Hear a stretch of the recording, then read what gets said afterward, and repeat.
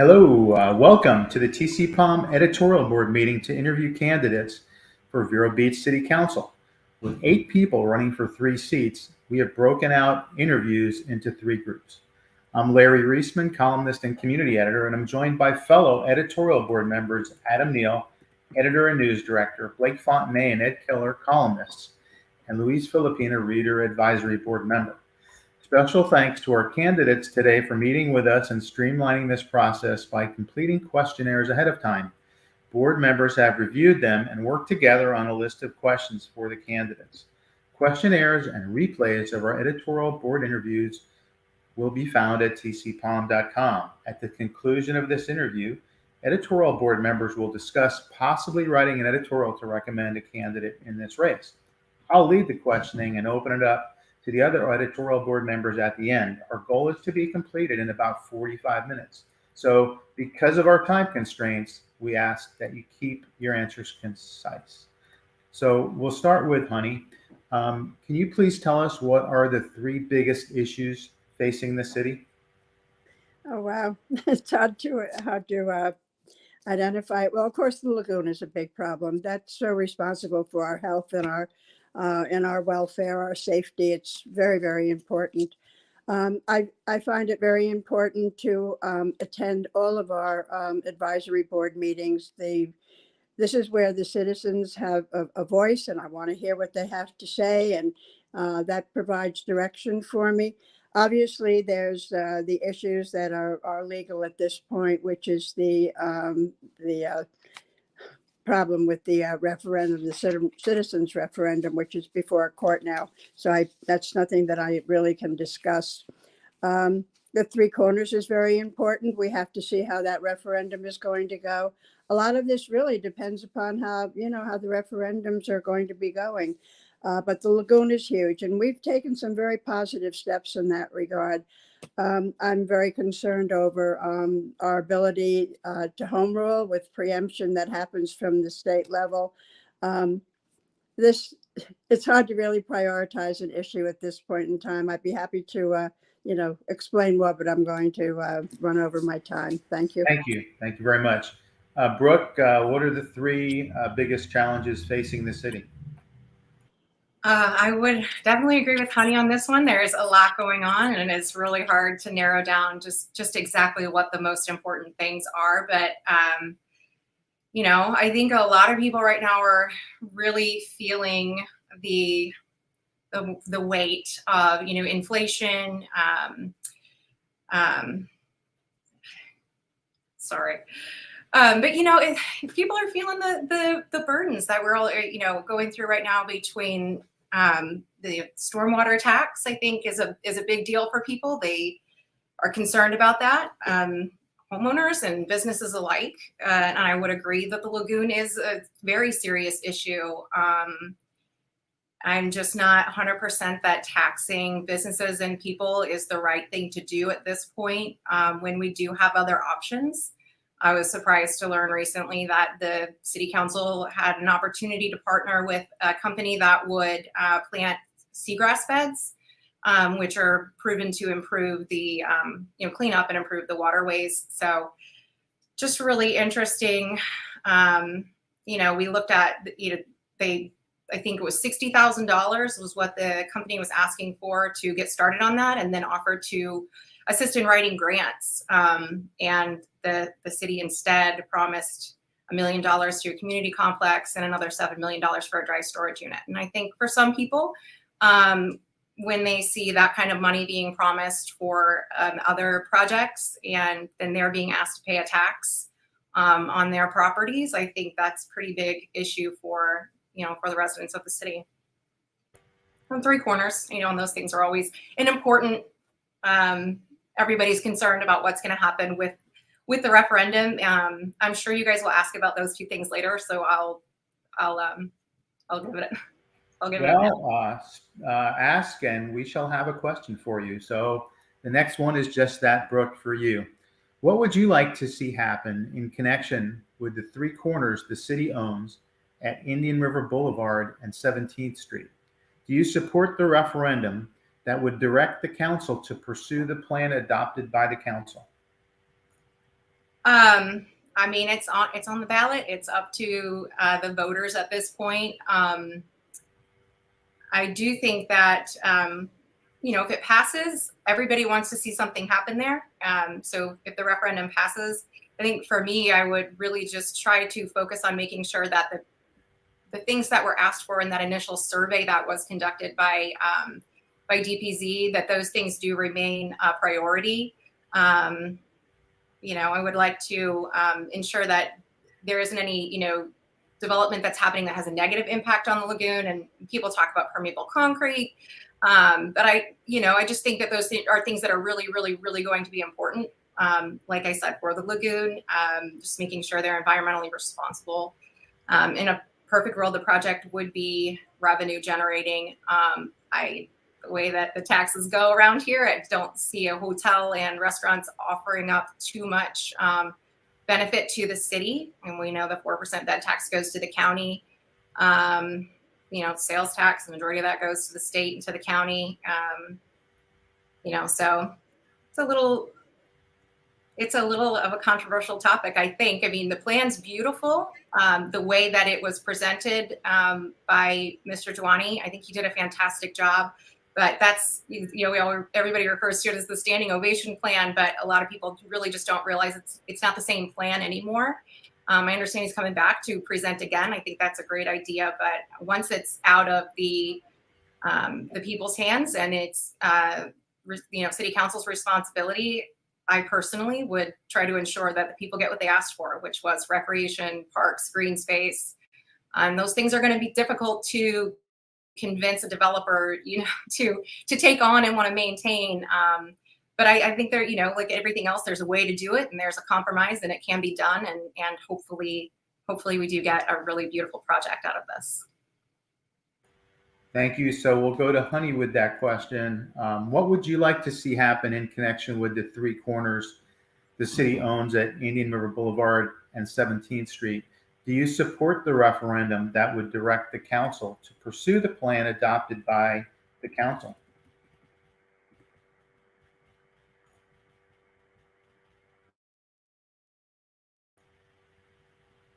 Go ahead, Honey. It doesn't sound like Honey can maybe hear anything. Her mic is unmuted. Can you hear us? We can't hear her for some reason all of a sudden, although she is unmuted on our end.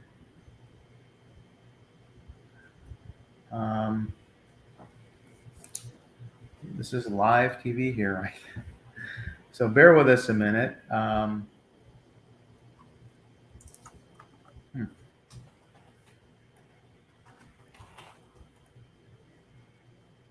you try talking again? Yeah, she's trying, and I wonder if she accidentally muted herself. Can you try to unmute yourself if you can hear us?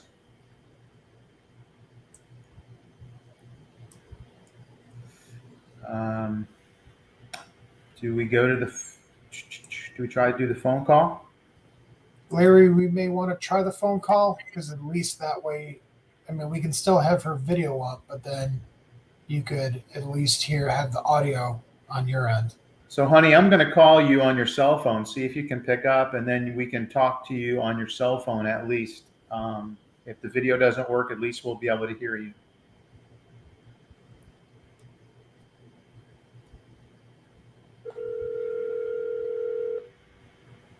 So here we go. We're trying to call Honey and get her on the cell phone. So, there we go. So we can. Yes. So can you hear Honey? Yep. Yes.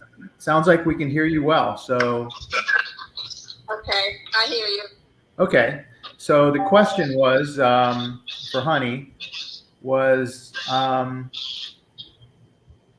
what would you like to see happen in connection with the three corners the city owns at Indian River Boulevard and 17th Street? Do you support the referendum that would direct the council to pursue the plan adopted by the council? Yeah, absolutely. This is just a work in progress. I am not absolutely thrilled with everything that was finalized, when Dwayne came back and he redid the plan. He called it post-pandemic. a lot of that, I'm not sure is going to, well, as I said, I'm not really thrilled with every part of it. But we need to see if developers, people who are interested in developing that property, if they think things are reasonable. Can you hear me? I see my mic is muted. We can hear you well. You Yeah. can hear me, okay. Yeah. It's all a process. We need to see what, select the developer. Right now, we requested information. Is this feasible? And so we're starting to get some ideas about what they're thinking is possible. And so it's a long process that we will come up with a final plan at some point. And we'll have a lot of community participation in it. This has to go before planning and zoning. It's a big deal. It's a very big deal. It's a long process. And I'm feeling very comfortable that we can go ahead with it. I think that the community response in planning that Three Corners was incredible. It was very good. So it will go forward. And what the final plan is, we'll see what the community wants. Okay, thank you, honey. We'll start with you on the next question. Yeah. Which is what I have to ask this question. What do you think of the citizen initiative on the November ballot? Obviously, the city council voted to challenge or to ask a judge about the issue. Is there anything else you would like to talk about? Well, it's unfortunate it had to get to this point because, as I've reminded people, when we need to repair and restore our marina. We need to get it back to a good operating situation, and we need to be financially responsible. We will have income from that dry storage shed, and there was a lot of misinformation that started in the beginning with that hideous orange metal building that was projected, and then people started getting upset, and there was a lot of activism going on, and I understand that because this is where people live. It's their neighborhood. And so what we came up with was, 3 concepts about how we could develop that dry storage shed. And while the largest one created the best revenue for us, we compromised with the residents and the community over there by going with the medium size.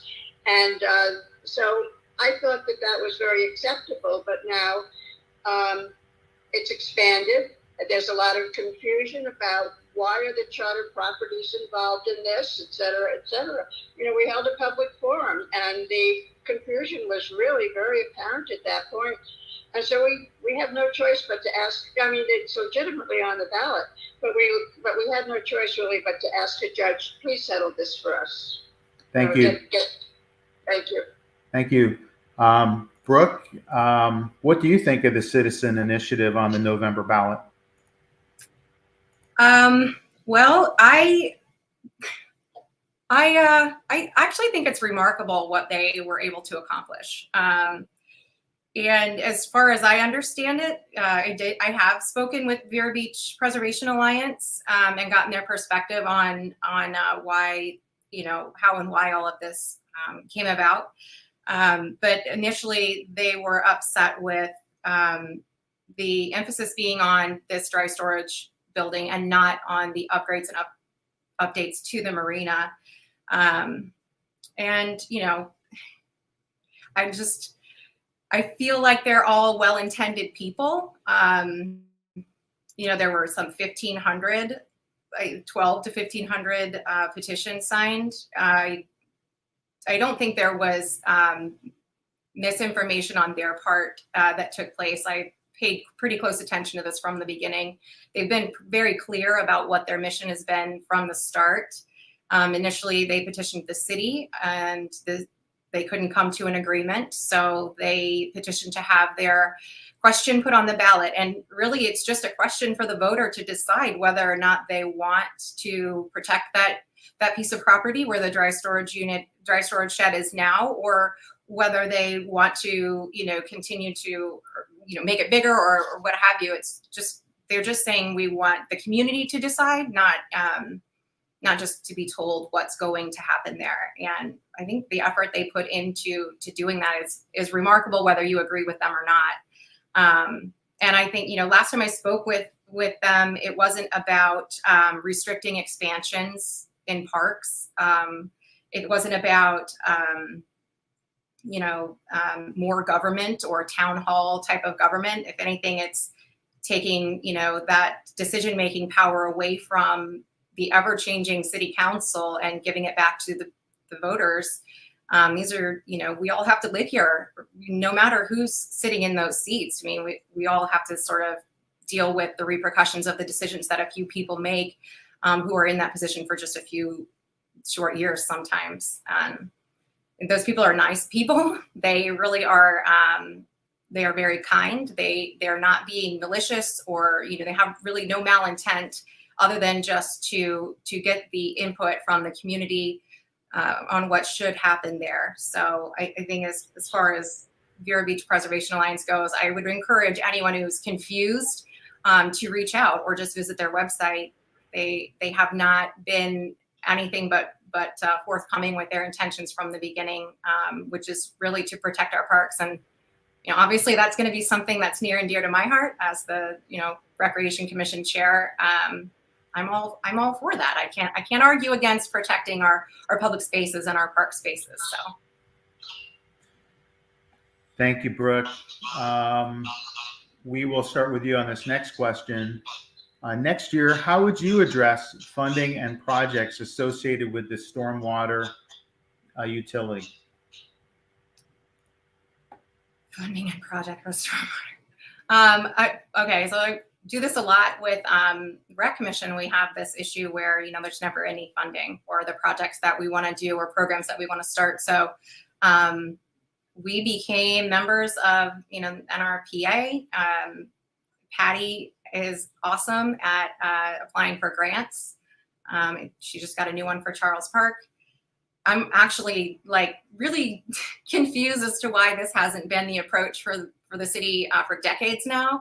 There's so much opportunity through grant funding and so many other ways to achieve goals besides taxing, and burdening people during heavy, inflation and during a recession. So I would start there.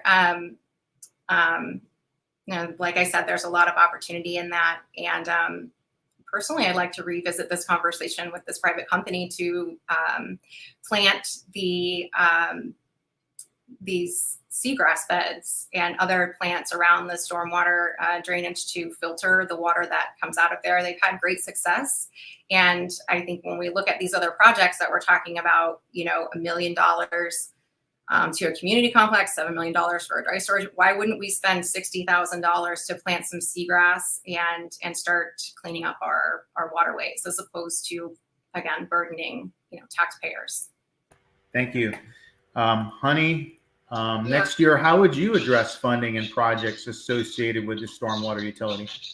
This is huge because next budget season next year is going to be really huge. There's no glide path money left, and there will be no ARP funds, rescue plan funds. As you know, that those funds were used greatly for the stormwater utility this year. We have been talking about fine-tuning what we're doing as far as how these fees are coming, and they're correctly called fees. When the legislature enacted this in 1989, they were called fees. It's a benefit to the people. It's not that you're giving the government money and they can spend it any way they want. It's dedicated funds. So we're looking to fine tune this. I know there's a big, concern over Piper paying as much as they do, and our nonprofits and churches and all of that.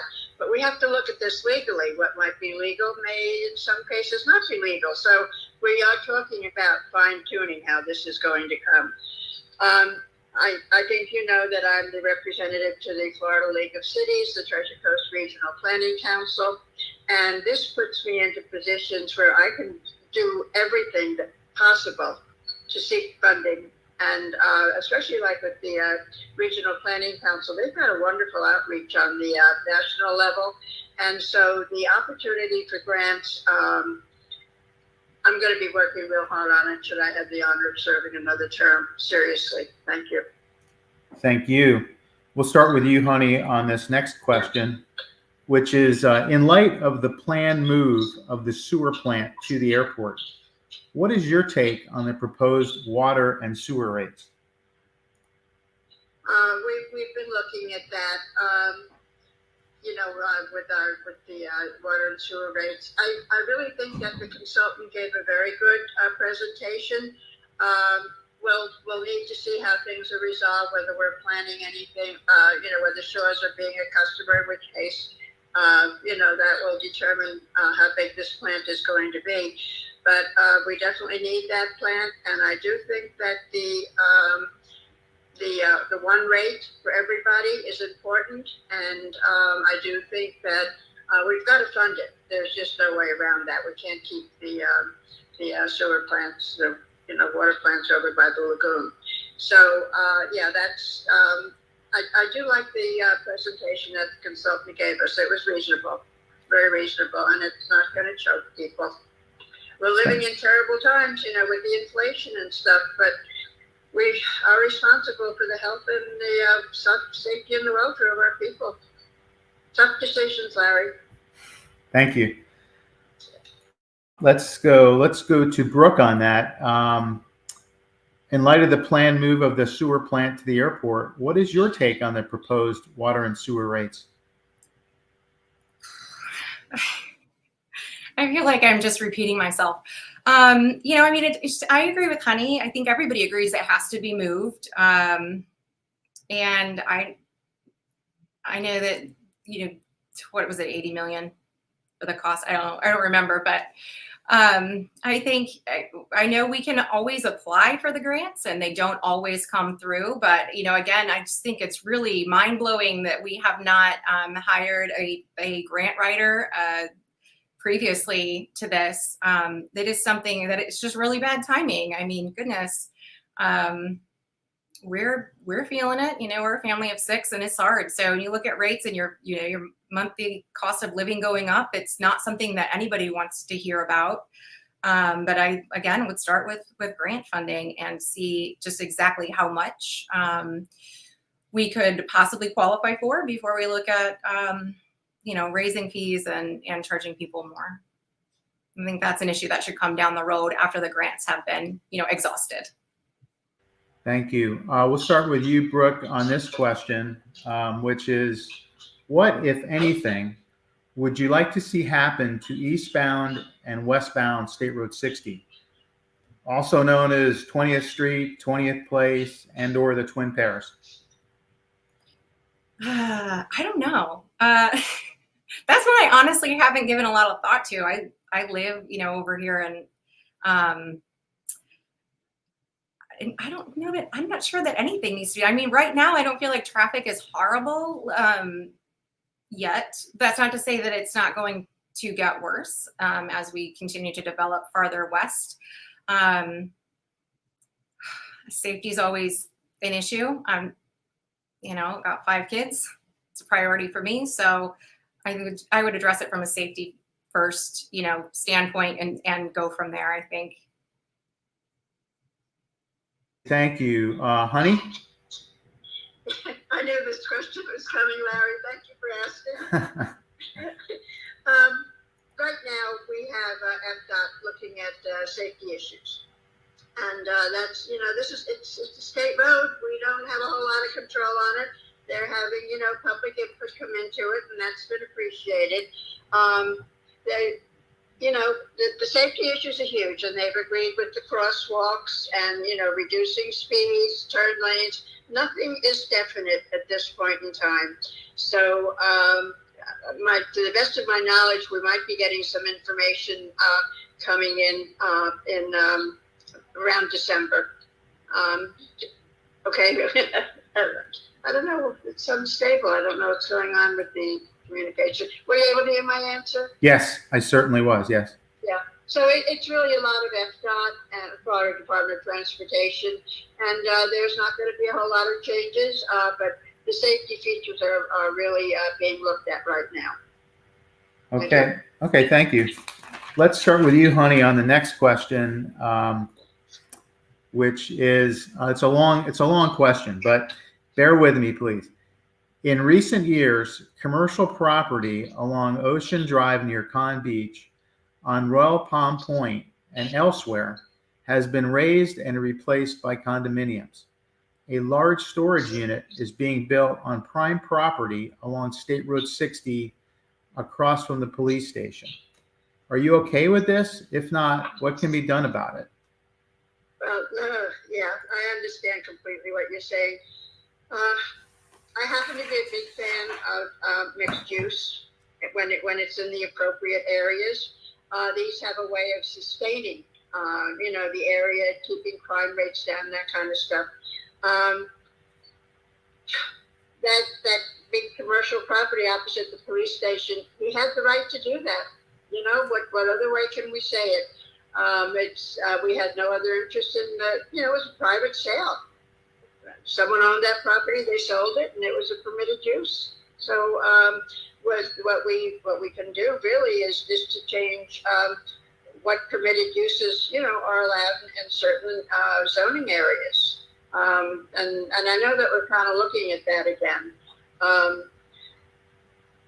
Larry, I don't know if this is going to be a future question, but one of the things the legislature did last year in 2021 was pass what they call home-based business, which means any business that operates in the community right now can operate next door to you in your single-family residential neighborhood. I addressed the delegation on that last year, and it was a matter of Debbie Mayfield said, we can't, it's hard to repeal a bill. And Erin Gorl said, she came right to the League of Cities and said, wanted to work with us to amend it. And so hopefully we're on a path now to amend that, because the safety and security of our neighborhoods is paramount. Even if these businesses were regulated, you now have all kinds of strangers going in your neighborhood, walking, bikes, is it safe for our kids to go to the park, those kinds of things. I realize I've gotten a little away from what you were talking about, and as I said, I'm not sure it's going to be an issue, a question that you're asking, but what's allowed where? These are permitted uses in all the different areas, and so he had a right to do what he's doing, and we'll see what happens with it. Okay, thank you. Brooke, we'll go to Brooke. Did you hear that question, or would you like me to repeat it? It was a pretty long one. You can repeat that. I think I get it, but I would like to repeat. Okay. In recent years, commercial property along Ocean Drive by Con Beach, or really on Conway, I think it is, on Royal Palm Point and elsewhere, has been raised and replaced by condominiums. A large storage unit is being built on prime property across State Road 60 from the police station. Are you okay with this? If not, what can be done about it? I agree with Honey. That's right. That building's right down the street from me, but that he has a right to do. They have a right to do that, and changing the usage for particular zones, and I think it's unfortunate, but they do have the right to do that, and I don't think anybody wants to see more condos and ugly buildings happening around here. I mean, that's sort of like that speaks to the keep Vero people, I guess. We love it here. This place is amazing. I mean, it didn't take but an hour and a half to convince my husband to move back here. So I brought him here and took him to the Vero Beach Museum of Art. He's an artist, and he was just like, sold. I can't believe you didn't bring me here sooner. So it's unfortunate, but they do have the right to do that. And I'm not for or against, mixed use, but I will say it is appropriate in specific locations. And, unfortunately, I feel like House Bill sounds a lot like mixed use. We're just going to make neighborhoods more like mixed use. But, I suppose we all have the opportunity, or maybe not the opportunity, but the option to move into gated communities, but it's not where we are, nor is it where we want to be. So, I would look at perhaps changing, the usage that we allow for certain zones. Okay, thank you. We'll start with you, Brooke, on this question. Just a quick answer. I'm just curious. How much of a problem is parking with a 1 to 5 ranking. 1 is not a problem. 5 is a huge problem. Number 1 in downtown, number 2 on the beach. I have never had a problem finding parking. Well, just if you can give us a number, can you give us a number?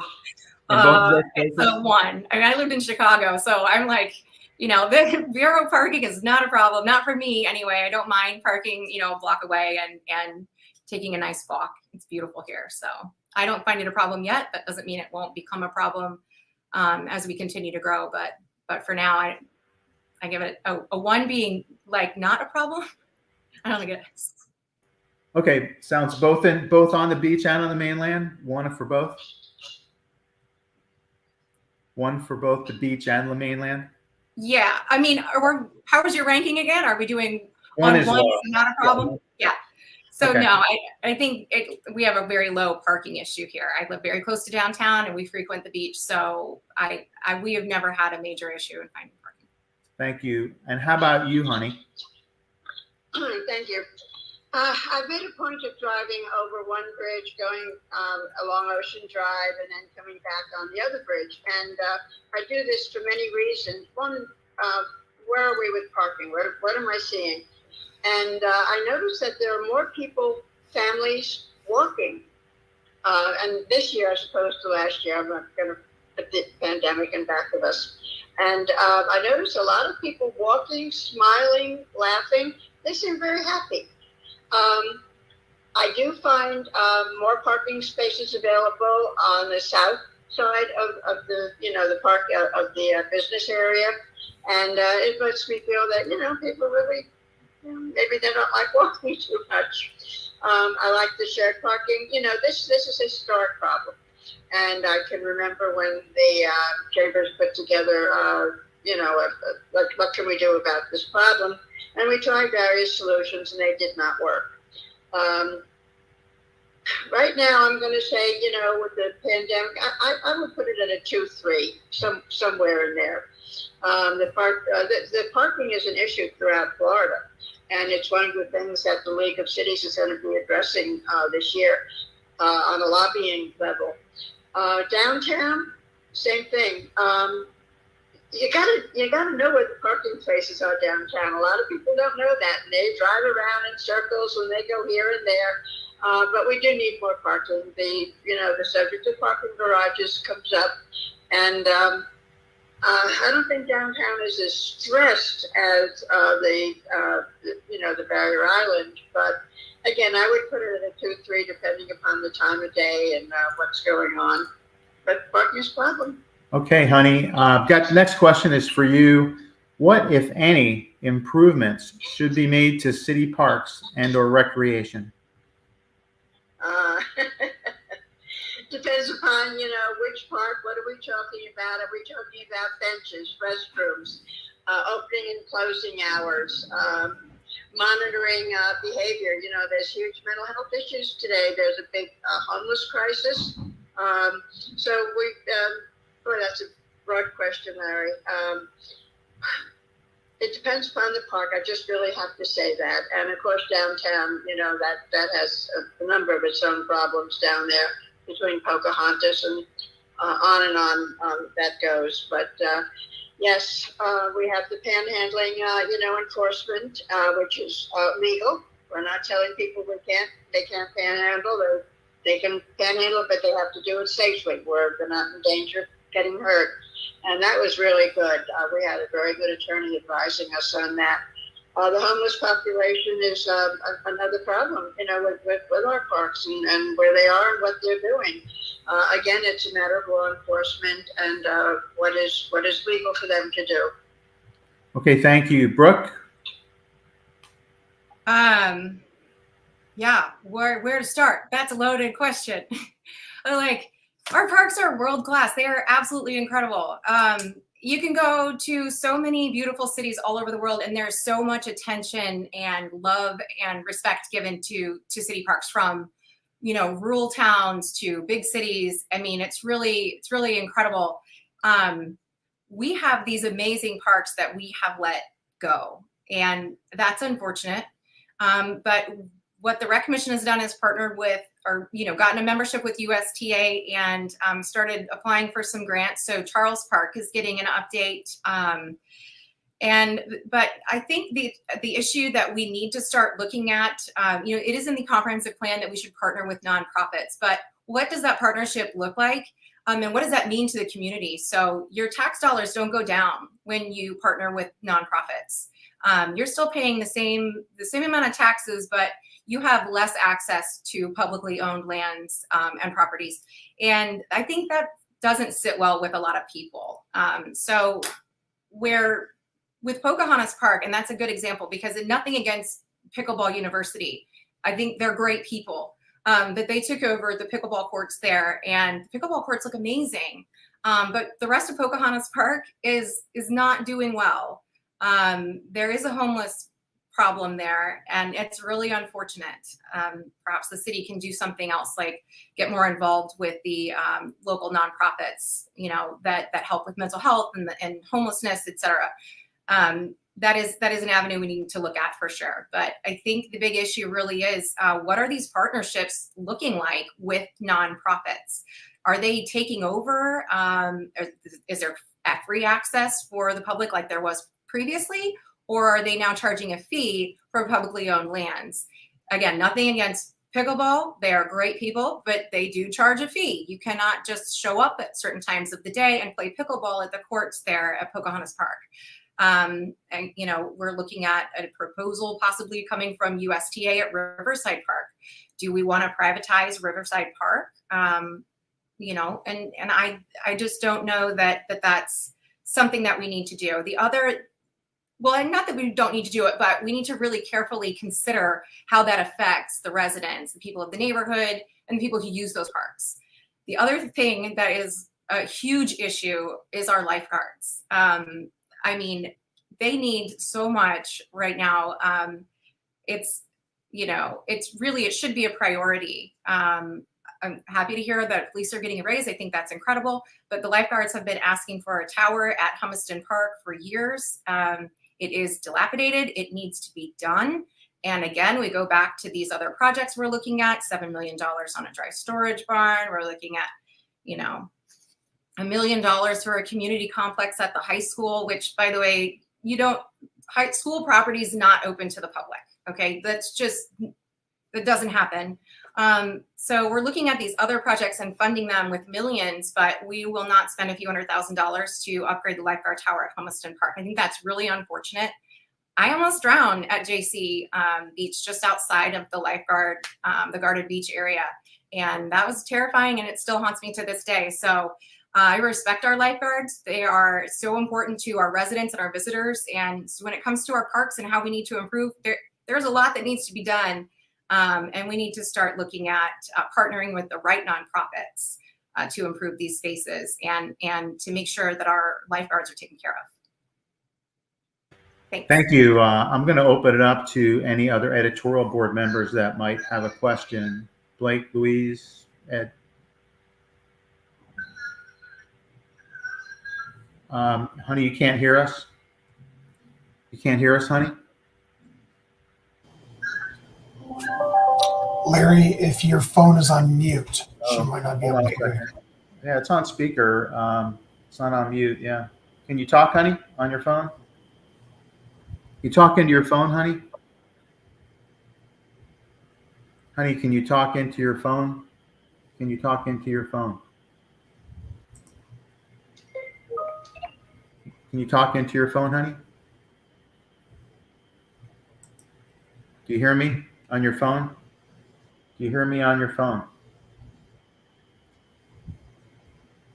Do you hear me on your phone? Do you hear me on your computer? I don't know what happened there, Adam, but it appears we've lost Honey. Larry, maybe you could try to hang up the phone and call her I'll back. hang up and call her again. That's a good idea. Okay. Here we go. Nobody has any question? No editorial board questions? Okay, I will. I think we're up to Brooke anyway. I'm trying to call Honey here.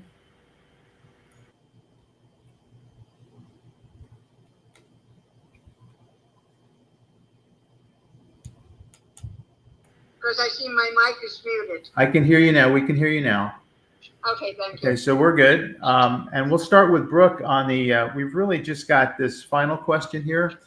Is there something that we didn't bring up today that you would like to bring up? Or would you like to tell us or the voters why we should endorse, recommend, and or vote for you? You're mute. Brooke is muted. Okay, we're good. I think you had great questions today. Thank you so much for asking them and for having me on. I don't have too much to add, other than that, I just feel like where we are from, city council versus the people, I feel like it's really unfortunate that we're suing taxpayers when we really could have been a very easy compromise.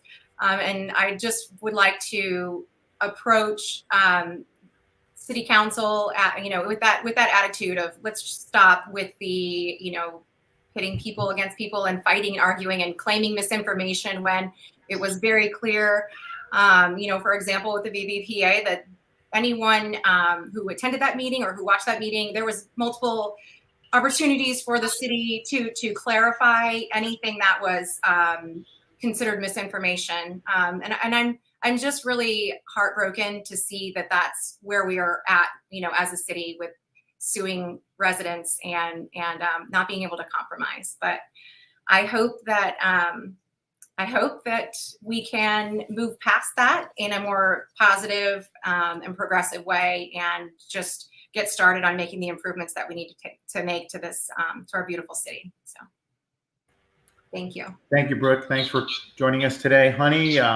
This will be your opportunity. Is there anything that we missed? Sort of a summary, anything we missed today that you'd like to bring up, or something you'd like to tell us or the voters? Well, what's so important is when I was elected 2 years ago, I did not have a learning curve. I have been involved with the city on so many issues over time that I was able to just jump in and, work with the League of Cities, the Regional Planning Council, and the Metropolitan Planning Organization. I'm the vice chair of that currently, and what I was able to, I've got good long-term relationships with the citizens, with elected officials, with staff, on all of these different levels, and so it allows me to bring people together and do good things. That's the thing that drives me. For instance, with the Regional Planning Council, I was able to get a very qualified person here in our community on their, well, actually they started off when the pandemic was kind of like starting to mellow down a little bit. There was so much noise about the economic impact, and we see all these signs around town, help wanted, apply now, and stuff like that. And so it wasn't making a whole lot of sense. And so based on my questions at the Regional Planning Council, they put together a economic impact study based on, what was going on with COVID. And so, that's the kind of thing that I can do. Also, I was able to get an airport employee on their regional, actually, that we're #1 regional airport in the state of Florida. I was able to get a very valued employee from the airport on the Economic Development Council for the regional planning. And that's almost unheard of, but my good relationships with Peter O'Brien made that happen. And so those are the kinds of things that are, my work is ongoing. It doesn't stop. This is the business of the city. And I've been honored to serve, and I really would be honored to continue that service, because my heart is with the city. My heart is bringing people together when there are different thoughts on a particular issue. Let's see what we can do to agree, and let's move forward. Let's be positive. We don't need negativity. We don't need the divisiveness in our beautiful little city. And that will always be my goal. Thank you, Larry, for that question. Well, thank you very much, honey, and thank you, Brooke, for joining us today. We know it's tough to run a campaign, but you guys do it, and it's important. It's an important part of our society. As to anybody watching, please continue to visit TCPalm.com for the latest election information. Thank you, and have a great day. Thank you, Larry. Thank you. And everybody else.